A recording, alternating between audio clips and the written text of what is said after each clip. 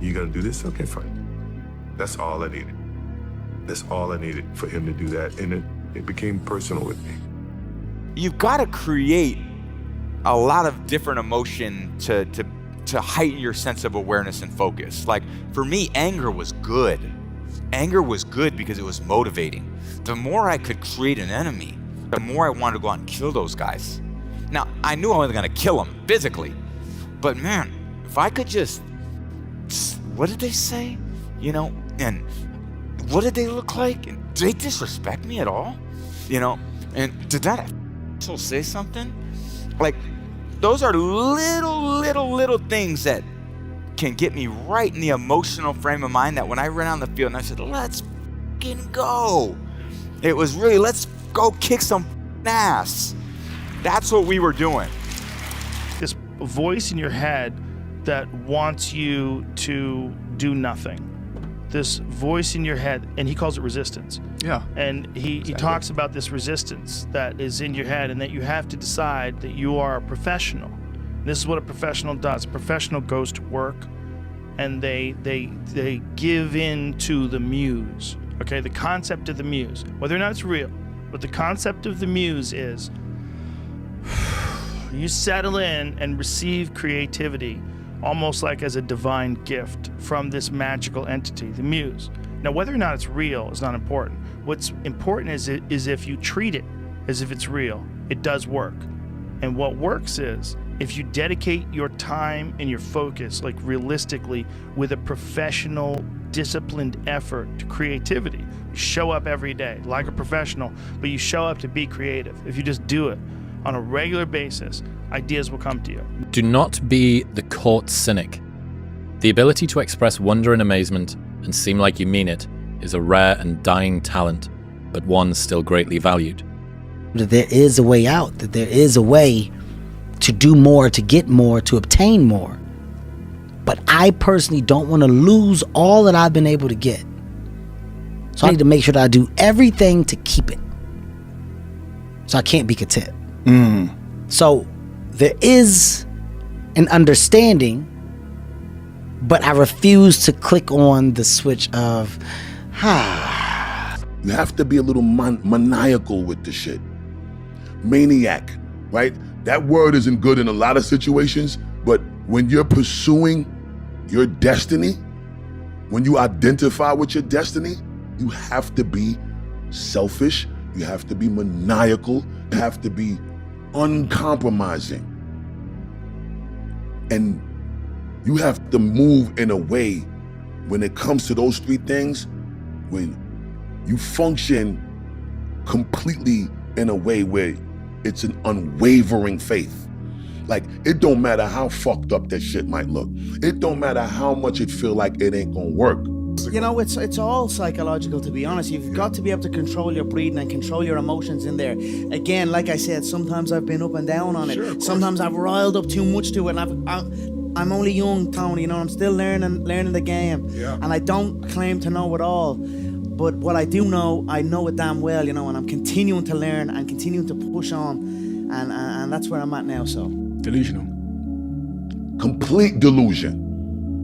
You gotta believe the delusion. Because it's only delusional until it works. So is it really delusional? I'm only gonna call it delusion until it don't work for nobody else to see, but for the whole world to see. And then once the world see it, there's nothing delusional about it. Now your delusion becomes, oh, he was a genius. You're gonna know what it's gonna be like to make it personal. Because I'm gonna make it personal. Because it's always been personal. Welcome all experiences. You never know which one is gonna turn everything on. Don't put up the walls. The same wall that keeps out disappointment keeps out happiness. Take down the walls. Go for the experience. Let it teach you. And that little voice becomes completely drowned out. And so you don't know who you are anymore. And you're afraid, particularly young people today, I mean, maybe it's always been that way, are so afraid of being different. They're so afraid of being odd. But look at all the powerful people in this world. Look at your Elon Musks. Look at your celebrities in entertainment, in business and politics. They're one of a kind. They have like, I hate that word, but it's like a brand. They're different. They stand out for something that's truly different. You know, even Albert Einstein, there's nobody else like Einstein. There's nobody like Da Vinci. Okay? That's where your power lies. And you'll go, oh, but Robert, those are people that were brilliant, that were talented. I'm not like that. I don't have that. Well, bullshit. You do have that. It's just you're forgetting about it, and you don't want to put the effort into it. You're just sitting down in front of your laptop and these thoughts are coming to you, and all of a sudden you're talking about a kid who's riding a bike and he gets attacked by a werewolf. Like, where the is this coming from? If it's not coming from the muse, where is it coming from? Well, it's coming from my creativity. Okay. Do you know how to access your creativity like you can blink? No, you don't. Do you know how to access your activity like you can lick something or perform any sort of physical function that's repeatable? No, you don't. It's a non-repeatable thing. Treat it like it's magic. But treat it like you're a professional and you show up to engage with the magic. So every day, at the same time, you sit down in front of your keyboard and you start working. And just put in the work and force yourself to do it. Force it like a muscle. We all got the gift. There's something that we've all been blessed with. At some point, if we listen to that little thing that speaks to us inside, some people call it instinct, some people call it a vibe, some people call it an energy, whatever the you call it. Some people call it a voice. Whatever that thing is, bro, if it sparks the thought that changes the whole trajectory to what your life can evolve into because you took a second to listen to that shit, you are identifying with your blessing, you are identifying with your gift, and at that point, you learn what the fuck it is and become one with it and walk in your purpose, bro. Would prohibit me from furthering myself in life. That's what I was told. At the moment, I said, damn, maybe I should have applied myself. Maybe I should have did different. When I saw all my friends get their test scores back and they were ecstatic, 800s, 900s, 960s, everybody's going to college. I felt like the biggest idiot in the world.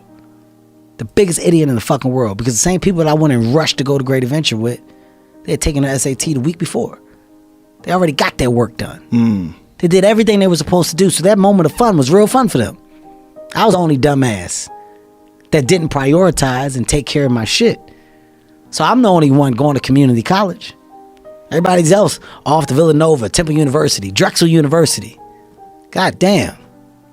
I just got left behind. Why didn't y'all tell me that y'all did it the week before? How come y'all ain't tell me that we was serious about the college shit? Y'all ain't tell me y'all was trying to go to Temple or Drexel? Oh, wait.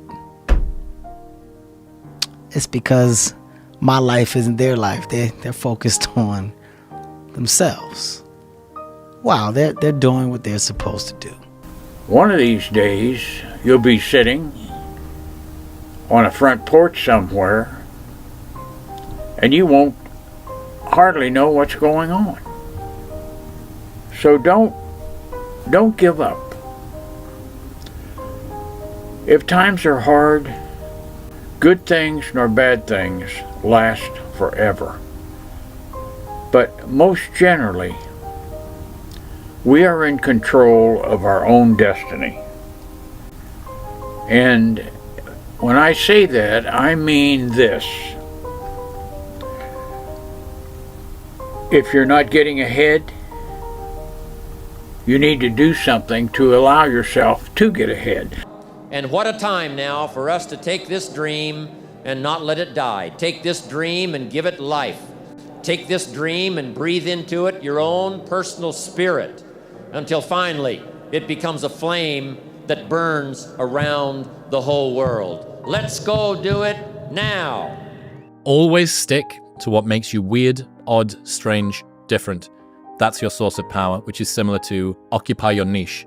Embrace your strangeness, identify what makes you different, fuse those things together and become an anomaly. when you set a dream and you say, this is what I'm going to do. I'm going to do this. I'm going to do that. And you make a plan, and the plans are good. But if you come to a certain point where there's a tree across the road or the bridge is out, you can't say, well, there goes my dream. You've got to be flexible. Well, what am I going to do? What adjustments am I going to make to be able to still get to where I'm going, to be what I want to be? You need some flexibility. You need discipline. You need personal discipline. There's times when you don't feel like doing what needs to be done to get this. As I've said since day one, it's motivation is a feeling that comes and goes, and it doesn't matter whether it's there or not. Discipline is infinitely more important. So no matter how you feel, get up and do what you're supposed to do. That's it. And that's discipline. It's not motivation. If you only did what you were supposed to do when you were motivated to do it, that's leaving it to chance. But if you're disciplined, you go do what you're supposed to do. That's the way it works. One of the things that happens with human beings is you get so far along in your life and these behavior patterns become so like tight grooves that are carved into your psyche. And then as you become an adult, then you start to learn like, oh, there's got to be a better way to handle this. Let me figure out how to do this. And it's almost like getting a car when you're really young. And not learning how to drive until you're like in your 20s. Right. And so you're just driving this thing and smashing into trees and grinding the gears. And then somewhere along the line, you're like, oh my God, I'm fucking myself up. I have to figure out a way to do this correctly. And there's two different approaches. There's one, the abstinence approach, which is very popular. People say, well, I'm straight edge now. I don't do anything and that's it. And I just do wheatgrass and I run hills and stuff. I'm like, okay, you could do that too. I mean, right, you can do it. You definitely can do that too. But I just don't think that there's anything wrong with any of these things. I think there's something wrong with the way we use them. The idea that working hard doesn't make progress is one of the biggest farces that exists in humanity, because at the end of the day, whatever you amount to isn't going to matter anyways, right? And so if there is anything that's eternal for us, at least as individuals, it's going to be who we become in the process. And so one of my favorite quotes is, the work works on you more than you work on it. And so if you want to be the best in the world at something, you do the work to become the best in the world, and the work works on you. And so I mean, there's a biblical proverb. I think it says like, there is profit in all labor. And that means that even if the thing that you're working on right now doesn't amount to the outcome that you expected that it would, it doesn't mean that you don't become better through doing it. Let everybody know what's weak about you, because that's not who you are anymore. Just by saying it. It's right there, you're publicly saying, I'm better than this, I want to move on. I'm not scared of this. This thing is no longer going to be a handicap for me. I'm no longer going to be the servant of it. I'm not going to be the victim anymore. I'm going to identify the problem solve, fix it. Whatever it takes, and override it.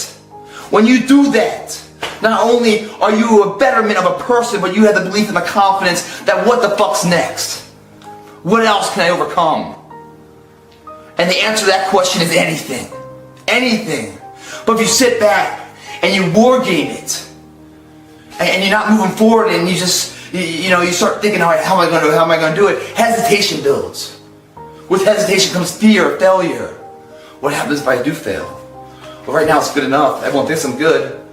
If I try it and fail, they're going to see my weaknesses. Fuck what they think! You are your own worst enemy. You waste precious time dreaming of the future instead of engaging in the present. Since nothing seems urgent to you, you're only half involved in what you do. Every single person who wants to do something with their life and has done something with their life has gone through the exact chapter that you're going through. And it's the lonely chapter. It's the chapter where you don't fit in with your own friends, but you don't have the outcomes yet to fit into a new group of friends. And you're doing this thing, you're consuming content on the internet, you're doing these free tutorials online to try and figure out how to set up a podcast and where do I host this thing? And then you're going through this and you're like, is this even worth it? Because you have no signs of success, right? But if there's anything that you can take away from what we're saying right now, is that The sign of success is the hate that you get along the way. And what you can't do is bend the knee to their hate and fit back into the conformity because it's comfortable and it's warm. What do you think most people get wrong about motivation? They think it's a permanent fix. They think it's something that is a constant. They think that maybe once I get it, I'm gonna hold on to it. And that's the thing about that I was telling you, that I always talk about. Nothing is permanent. Nothing is permanent. And a lot of times you have to learn to perform without motivation. You have to learn to perform without purpose. You have to learn to perform a lot of different things. And that's what people think. They think I need to have this motivation to work out, to study, to be better. So if they don't have it, they just don't fucking do it. And that's where you fail. You don't have to feel good about it. You just have to keep going. The feeling will pass, but you will remain. You are greater than your feelings. Going to bed late and waking up early to work for a few days won't kill you. You're not going to burn out. You're doing what it takes. If you're one of those people that push work-life balance, just remember, the people who like working a lot don't care. I've never regretted trying harder at anything ever. Hard times last long, but an epic story feels like a lifetime. What it meant to be human, we're a very creative species, right? We have language, we have consciousness, we have immense powers.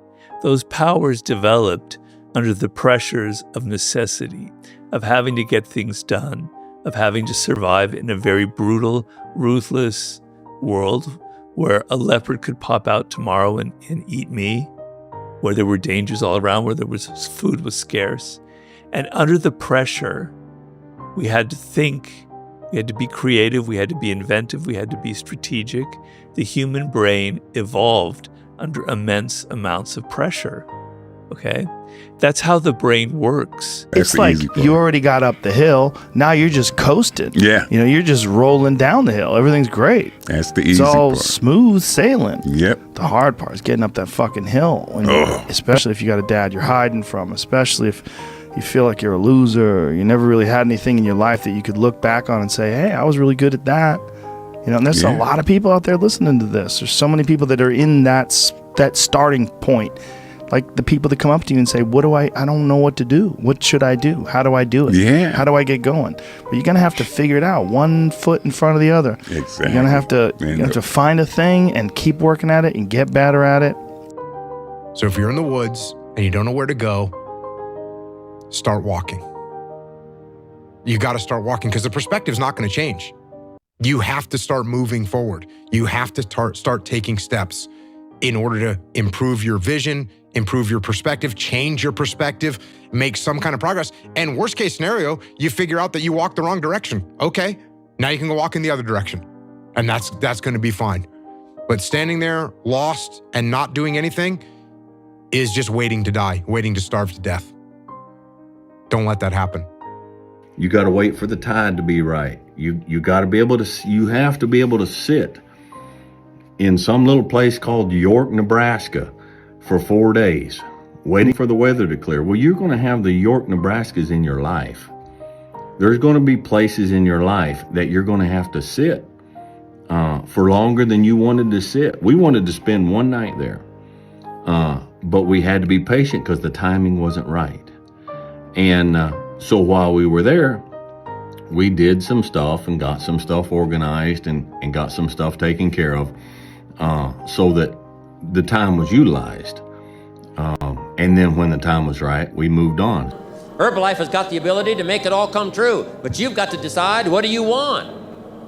What kind of income do you want? What kind of gifts do you wish to bestow? What kind of power would you like to have? What kind of influence would you like to have? I'm asking you to go home and work on the why. Spend some time as you fly over the clouds and over the ocean back to where you came from. I'm asking you to have a vision by the time you've reached home of why you want Herbalife to work for you, why you want this kind of income, why you want this kind of recognition and these kinds of skills. I'm asking you to develop your own list of why. Because if you can come up with a strong enough list of why, Herbalife can furnish the how. You knew you were going to do this. You have to be very aware of the conversation you're having while you're doing it, because your mind chooses the path of least resistance.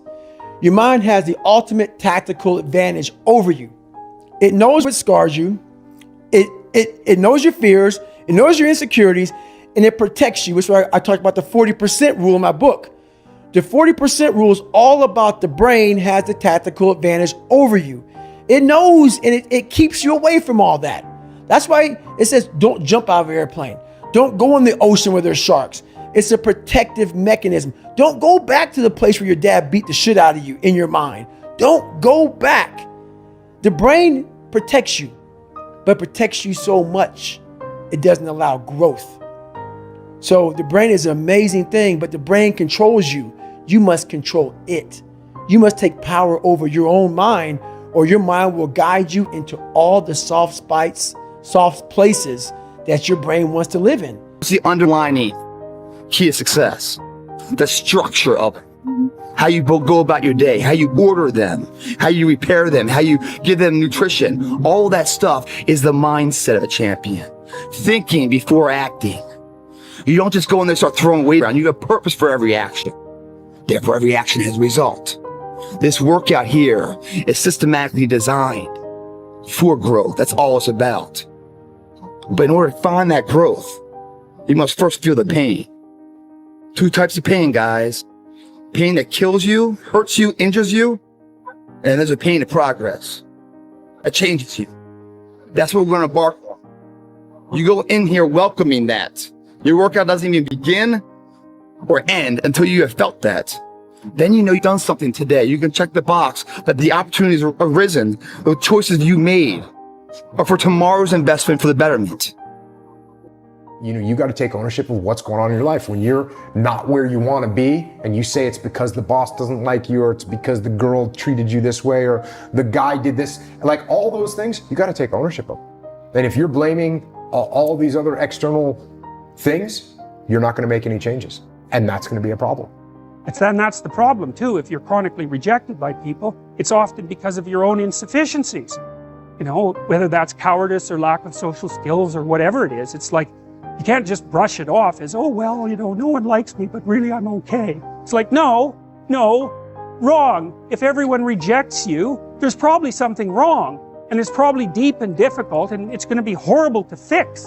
And so this isn't a trivial problem. It's not a trivial problem at all. But yet you're fully committed to sabotaging yourself and your career. Then you're sitting back stressed out and depressed, wondering why. Why ain't things happening? That's the answer. I just gave it to you. It's about as real as it gets. The question is, what are you gonna do next week, 2 weeks from now? You're in your own way. You are the reason your career is not on the next level. Nobody else but you. When you don't have a true appreciation and acceptance for who you are, and you allow yourself to be immobilized by fear, what happens in the process is that you begin to abuse yourself. You begin to sabotage your life, you begin to sabotage your dreams, you begin to unconsciously work against yourself. You become your own worst enemy. So what do you do about that?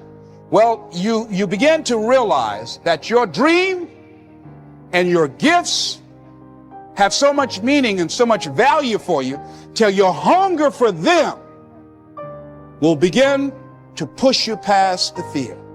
Your hunger to have them will give you a special drive. The war will never be won, because that war is a better life, the life of inspirement, where you lead others who join you in that endeavor and create something epic that we talk about back in the day with Leonardo da Vinci or Helen Keller or, Socrates, all these people that did something beyond their scope. Back then, everyone laughed at them for being different. Let those fucking peasants of the world laugh at you now for being different, because that's beautiful. And laugh back at them for being the same motherfuckers everybody else you fucking see. This workout, when you finish this workout, guys, you should have an internal fucking voice hitting so hard inside yourself. Like mama sitting there ringing the dinner bell. If not, your job ain't done yet. Most of us, we live in a box. And we don't want to go outside that box at all, ever. Outside that box is all these possibilities of life. But what we do is we shackle our mind. We are a prisoner in our own mind that this is all I can do. This is all I'm good at. And we take away the possibilities of you could be this, you could be that, you could be all these things. And I never thought at 300 pounds I could be Navy SEAL. Wow. So if my mind was shackled, me and you would never meet. There'd be no book. Right. There'd be no book. Right. There'd be nothing. So what people understand is that they live for themselves, not knowing that you have the power within yourself to change millions of lives by facing life, by facing yourself.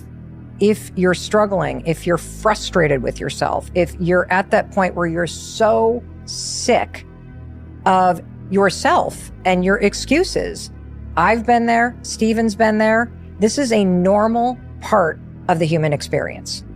And at some point, either the pain is going to get big enough, or you're going to bump into somebody's story somewhere on this planet who has been in the position that you're in right now, facing the stuff that you're facing right now. And there is something about their story at this exact moment in time that will ignite something in you that is missing. And what is missing in you right now is hope. Your life's that way too. You can be in the bed, current, flowing, adjusting to life situations where you can sell the fuck out and do what everyone else does. Become a bottle of water, glass of water, where your potential is limited. Don't be that guy. Challenge everything that's going on. Don't let society put you in a glass where your name is second tier. Your job, whatever you're doing, gotta be here for this, gotta be here for that, gotta be there. You be there because you want to be there. You run the day and stop having the day run you. Huge different mindset there. Outcome exponential. What age should you have everything together? For us normal people, it takes time. Because not only do you have to mature and grow, there's things in life that if you have a big enough dream, you're not the person you need to be right now to fulfill that dream.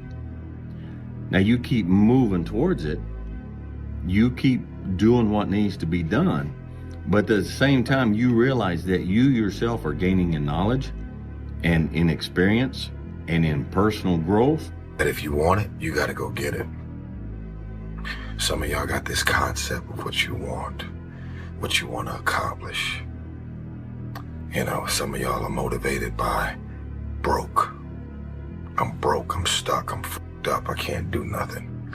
Other folks are motivated by materialistic things. It's a very simple concept. If you want it, you gotta go get it. One has a moral obligation and an ethical duty to be of service and to always strive to be part of the solution and not the problem.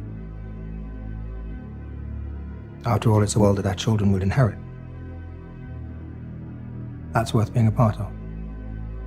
That speaks to me. Passion, action,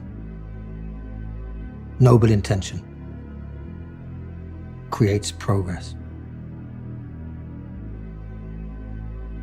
Passion creates progress.